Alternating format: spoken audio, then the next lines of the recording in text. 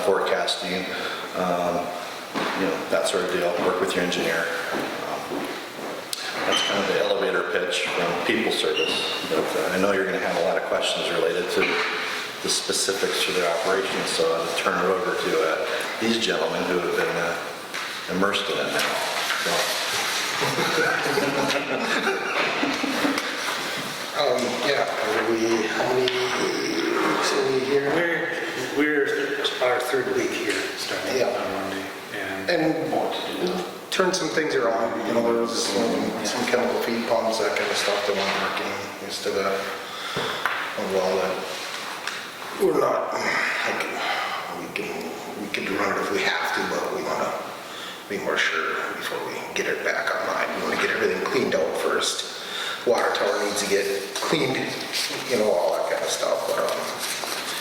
But yeah, we're getting things back, to where we feel comfortable, how we operate the things and get it kind of the people service way and doing daily reads, still do the sampling according to how the sewer wants it. But other than that, if you want to speak to some of the improvements or if you guys, do you have any questions, anything, or? Yeah, I was gonna say.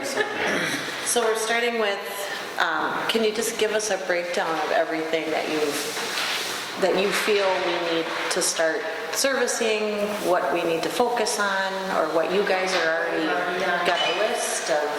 We could get you a list of everything we've already done, and actually, we get into a full service contract here within 30, 60 something, 90 days. We're going to try to come up with like a capital improvement plan for you guys to go off of, so you can, budget accordingly, that kind of stuff. I know one of the things was, hey, you guys probably need this, but Tim said you're already getting at the new controls, so things can talk back and forth better. Okay. That's one of the things coming yet. But it's one of the things, as we see things, yes, we'll get a capital improvement plan going. Within the first 60 days, we'll have our director of operations come out and we'll put together a comprehensive maintenance plan. So we'll look at everything we have, and then for Lee's employee, whoever's here, will have their checklist of what they have to do. And so based on their experience in doing the maintenance, we'll be able to help you earmark, hey, this thing is on its last leg. You can start to plan out your capital improvement. Because our goal is, to shoot straight, is we want your business forever, and the only way for us to all be happy about it is we have to over-deliver and exceed your expectations. And as long as your stuff runs, it saves you money. By ignoring the maintenance, it kind of compounds because you just throw money at it and it doesn't fix the root causes, not doing the maintenance. So. Yeah, we have a really good maintenance work order program where we go through each one of the manuals that you guys have here, for any piece of equipment, and we're going to find all the maintenance required. It goes into our work order program, computer generated, and then every month the operators get the work orders. They have to complete them, then they go on to the work order program and they got to sign off on them that the work orders are completed. A great example of what we do is at the lift stations. You guys have 2 of them down. Each month they're going to go there, they're going to check all the floats, they're going to go through the whole thing, make sure the dial is working. If the generator is present, we run the generator, run it on with the generator, that kind of stuff. So every month that gets done and documented. And you guys also, every month, will be getting a council report. In them council reports are all the work orders that were completed for the month. Plus, it's going to give you like all the flows, what your water flows were for the month on a graph. The wastewater that got pumped to the sewer can be like on a graph, that kind of stuff. Precipitation, if you want it. And we also highlight all of our maintenance things that we Correct. Running the, if any lab testing, anything that goes on in the lift stations, exercising generators. Any highlights of the month that we perform that month will be in that report. Like we'd have that sewer break, that would be one of the highlights that are listed out, for the month on the council report. And in the proposal, you'll see there's 8,000 in maintenance funds and 11,000 in chemicals. Those are true-up funds, so those will be, it's your money. We're the custodian of it. So every month there'll be a report of the $8,000 is not CapEx, it's the grease and the small purchases, and usually what happens if there's a surplus at the end of the year, you can make a decision, you want to spend $1,500 on something, on like what you would consider CapEx or something like that. And then the same thing with chemicals, so we kind of get that down. So you kind of see as a checkbook where things are going. We try to be as transparent as possible. Our challenges with water, obviously, are high iron and manganese content, which results in deposits in the system that get broken loose every time there's a jolt. You know, you shut something off somewhere and bang, the whole system gets cloudy for a while. What would you do differently to manage that? Go ahead. I'm sorry. Scissors, paper. Well, one thing, and I've already started working on it, I'm trying to develop a plan for how you flush the hydrants. You know, you want to start at the highest elevation, work your way out, work your way down. Because if you start down here, start flushing, you don't have a filter plan. All that brown water's up there. By the time you get done, that's coming down here. Now it's all brown down here. And you know, just having a plan to see where the bad spots are. You know, if you're going on, all of a sudden you're on a hydrant or something, and it's brown and you don't have hardly any water pressure, chances are there's a valve shut in the street somewhere. You know what I mean? It gets obvious.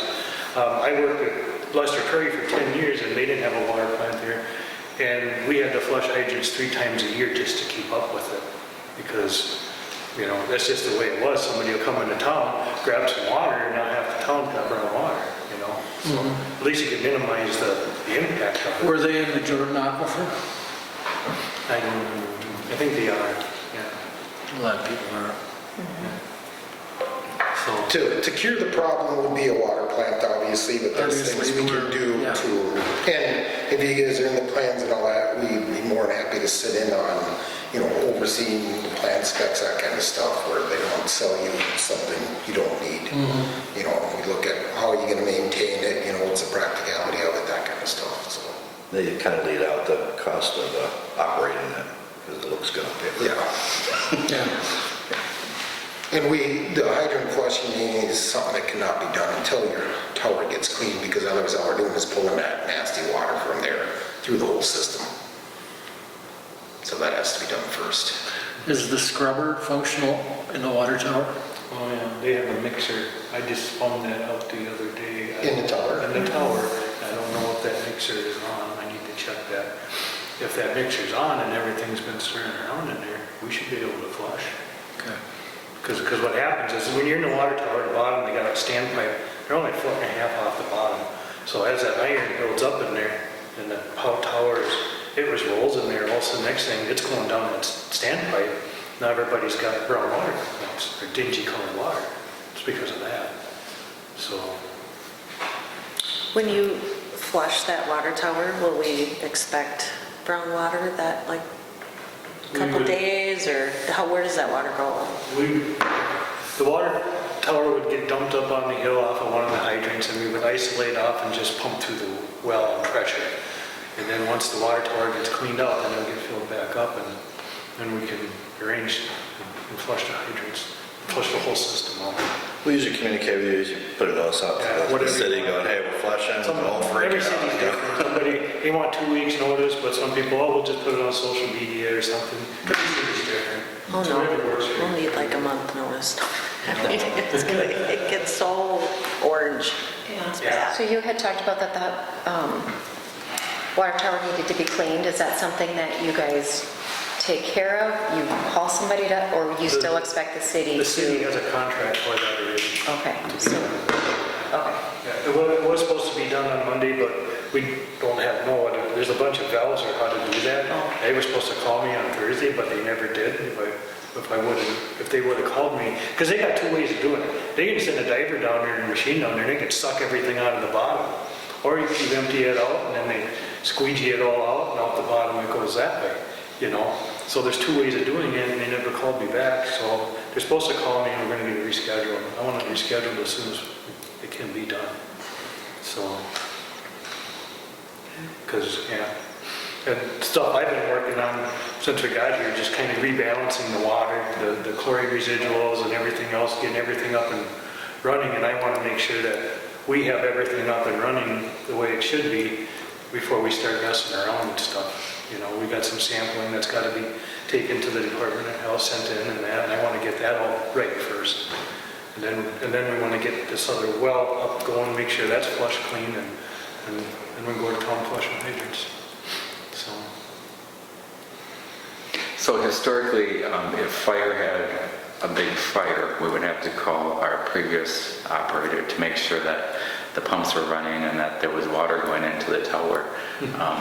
Will that kind of be the same thing? And is there somebody available on call? And what's the ETA for that person? Yeah, we will have an on-call schedule that we will put together. There will probably be a minimum of 3, well, maybe 4 operators on that. And all the numbers will be provided. Normally, what we've been doing in other towns around here, we'll put our numbers on the doors of the buildings or on the doors of the lift station. Our cell phone numbers will be there. And then same with on the well building and stuff. And it can be on the city website or whatever.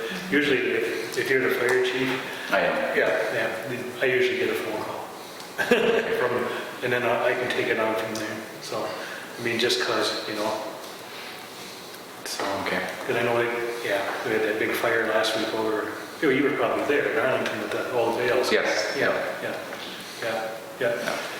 But I'll worry into it, chief, and I put them call me, and I went over, checked the water tower. There was still 200,000 gallons in that water tower. Okay. But that holds 300,000, but you're only 100, so I can see it, you have an issue, you know. Sure. Yeah.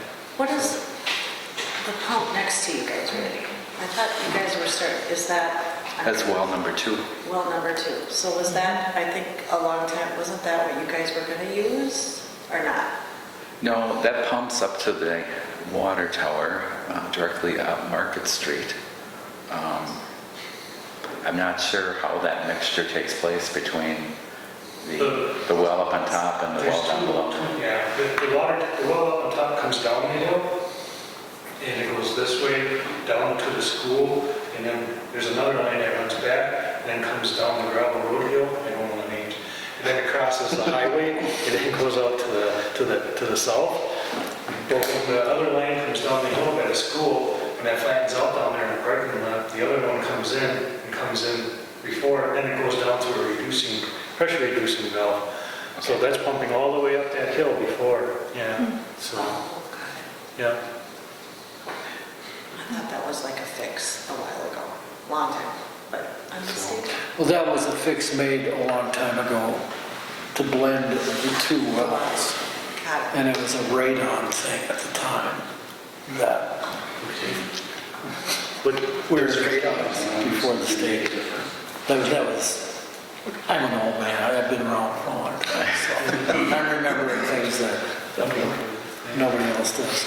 You guys do have radon in the water? No, this was an issue back in the probably the early 90s, late 80s. I've been there a long time. And it was, the state had issued levels for compliance.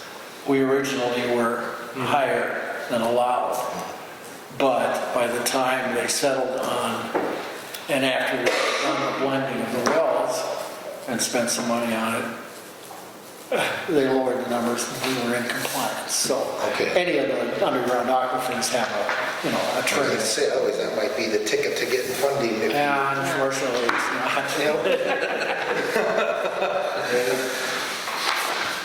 Yeah. So, Tim, do you want to explain what our options are?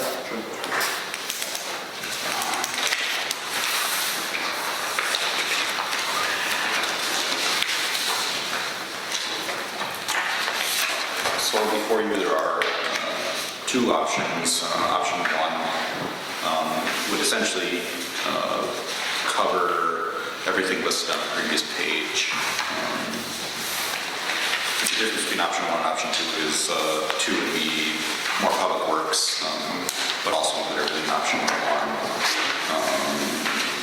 I think Lee would probably be best to kind of go over what has been going on so far and how that would kind of come into into, what should we be covering as we go forward. Because we've had a lot of meetings, talking about things that have been happening in the last couple, 3 weeks. And most of that, or all of that, would probably fall in line with this option 1 portion of it. Yeah, would you be able to run through that a little bit, just what basically you've been going through since we started this, 3 weeks ago, or? Well, coming here, was just, first week was just trying to learn what we're getting ourselves into.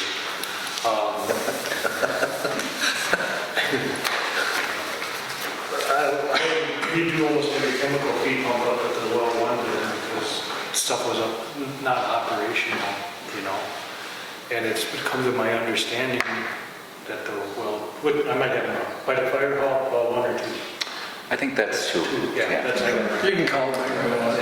Yeah, and it's come to my understanding that well hasn't operated for a significant time, from what I hear. We don't know what that We don't know is. what that is, but we've been kind of told Just that. from the chemical supply guy. Chemical supply guy was telling us that, and you could tell, the two wells do not communicate. There's radio communication in there, and I did a hard reset on well number 1, and I got that working internally on the building, but the other well does not communicate with that up there.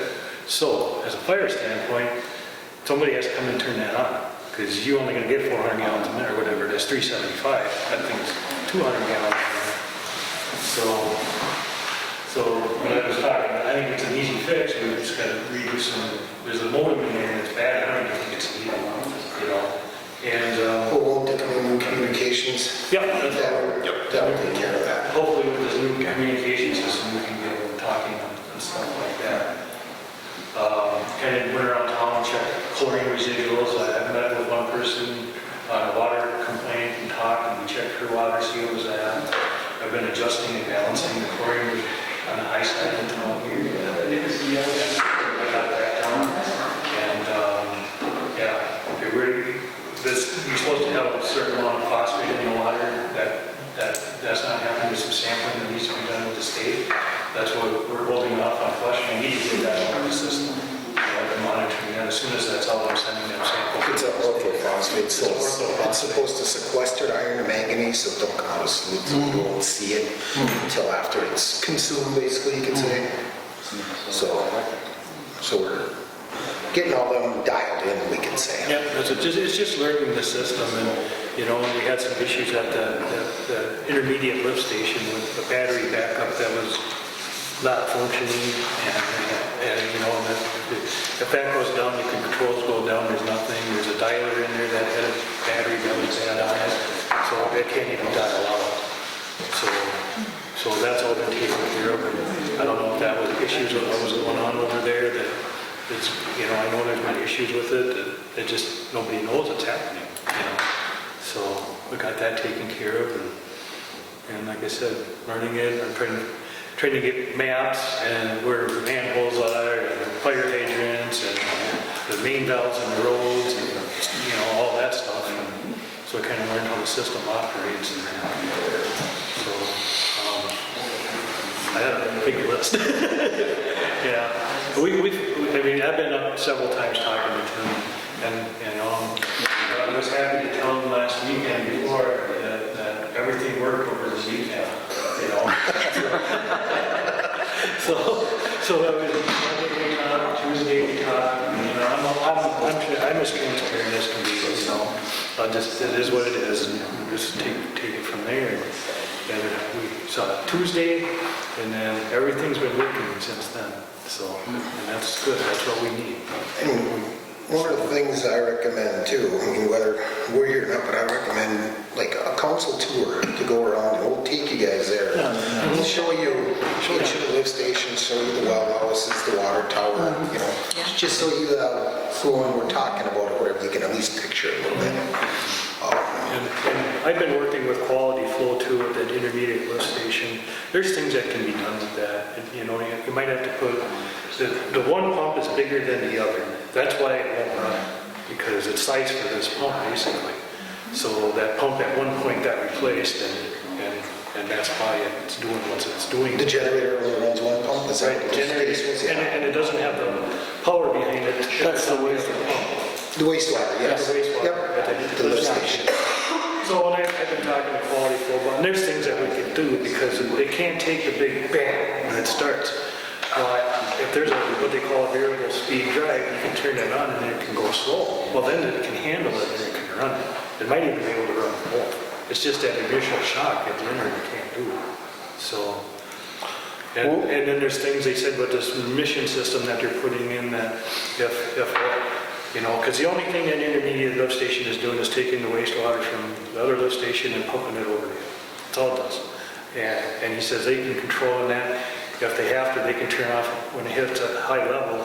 They already talk to each other. This thing talk to, they can shut a pump off at the main lift station and give you more time to get there instead of fill it up and overflow. There's options. So It sounds like from the main lift station, you have 9-10 hours of storage, we could say.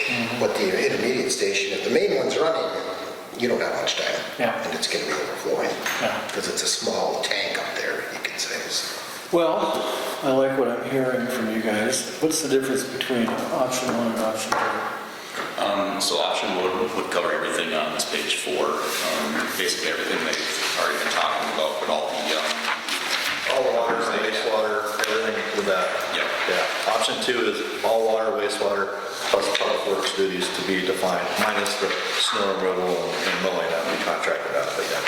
That public works portion, it's TBD on here, obviously, but what would that cover initially, at least? I mean, are we talking hours, or is it per day, or per, how does that actually work? It's all going to be, it don't go by hours of work. What we always have in our contracts is a scope of service, because we go by hours. There's some weeks where we're here 60, 70 hours, and the next week, that's when we're flushing out, doing whatever, because we might bring a crew of people in to help. Then the next week, they might be in Arlington or wherever doing kind of stuff too. So we don't promise X amount of hours in any facility in any town, but it's going to be all the scope of services, and that's something we can work with on the scope. What's the most common public works duties you oversee? Kind of probably like parks, tree cleanups, all that kind of stuff. Cleaning up, you got road, if you got a patch roads, that kind of stuff, just going around. Like some of you guys do it. Well, initially, I think what we should do is go with option 1 and then determine going forward what, I think there will be a need for option 2 at some point. I don't think we're there right now for a variety of reasons, but I like option 1 and I think we should move forward on it. Question. You have down annual hydrant flushing, but then you suggest we flush ours 3 times a year, so will you flush ours 3 times a year? Is that included in this, or is that? We'll learn what it needs to be. But so it'll be included in this? 2 for sure. Yeah. Okay. We'll do 2 for sure. And you bring a cooler flush. I know you Well, hold if the fire department wants to help. We can always help. I would like to do it on myself, and me in charge of it for this time, just to learn, because you'll learn stuff, and like I said, you might find, shut, well, how'd that ever happen? It happens. There was maybe a road construction thing 5 years ago, I forgot. There's a main break somewhere, and they had to turn off all the valves. Now, one valve never got turned back on. One of the things we'll do is we'll build everything and put it in our Diamond Maps GIS. So then when he has a flush, and if he sees an area of town that just has really bad water, he'll be able to put notes there. And the next time he flush and see if it does it again, and then he can kind of, that's how you troubleshoot and try to solve the You problem. start seeing that pattern in history, where the areas are. Yeah, that's one of the, Change how you go about it. You go around this way, you go around that way. it's one of the things we did not hit on that I just learned kind of that we're offering all of our full service contracts now, if that's what we go with, but is the mapping, where we can go around with the GPS and, find all the manholes, gate fells, that kind of stuff. And then, like Chris said, if there's a main break, anything, we get that on, it's on Google Earth based basically, so you can zoom right in, and if there's a main break, you can go in there, document it on this Diamond Maps. If we're jetting sewers, you can get every line documented, the kind of shape it was in. If you got video with it, you can even attach that to it. These data maps are, It's really for these guys to be able to manage the employee or actually have, you know, it's a safety valve for turnover because everything's there, you know, and then you get everything and, you know, Greg and Lee can manage to that. It's hydrant flushing, so it'll be the pattern on the map and, you know, that. and it even goes to our depth because every one of the employees is gonna have access, you know, we'll have it on our phone or wherever, that they can get at these maps, and if they gotta come flush hydrants, or if they gotta, there's a sewer backup on this line over here, well, I'm gonna go check Dynamaps. Oh, they had that not that long ago, this is what it is, you know, that kind of stuff, so it's. I guess back to Amy's point though, so you'll do the first flushing, but then it would be ours, I mean, we'll have it outlined, or you guys are going to do the flushing? We will take care of flushing. Okay. Anybody else? No, I'm happy with what I'm hearing. Lee, where are you from? Where you live? Arlington. Arlington? I have a guy that lives in the sewer. I'm in Central Minnesota Region Manager, I live by Paynesville. Oh, okay. Not too far. All right. We do want to thank you also for your quick response on our water main break. I heard you guys were here in like 15 The sewer. minutes. Sewer main break, yes. Yeah. Not water, sewer. Break. And it wasn't an ace, it wasn't the city's fault. It wasn't us that time. But thank you for the quick response. Yeah, it was really quick. Yeah. So if we go with option 1 down the road, we could add on to option 2? Yes, yeah, absolutely. Just the one contract. We'll be your partner and, you know. Well, I'd make a motion that we go with option 1 at the present time. I'll make it second. All in favor? Motion made second. All in favor, signify by saying aye. Motion made and carried. Welcome to the club. Yeah, thank you. The relief. So Tim will get an agreement over to you and proof it and bless it, they can docu-sign it or whatever you want to do. And don't be afraid to have people come forward if they have issues. If people don't come forward and say anything, you don't know. You know what I mean? Don't look at all the neighbors. Right. Oh, for sure. Is the new website up and running? Or not quite yet? it's So not then quite we there. can get that information on there that, okay. I know where it's getting scattered water companies right now, but once we get everything flushed, you know, the tower cleaned, the hydrants flushed, everything, you know, a month later, you hear water complaints, let us know right away, so we know kind of, we can document, keep track of where this is in certain areas or what's going on, that way we can know for ourselves. I have a question for you. Yeah. Why is there a bag on that hydrant on top of Ridge Road? It's construction. Construction and offline. It's off. It's because they've got to bring, when they finish Ridge Road up from the bottom, they got to reconnect that. Oh, so there's nothing. There's no way to get there from here. Okay. And that's only until they do that last segment of the, But that's learning. Why?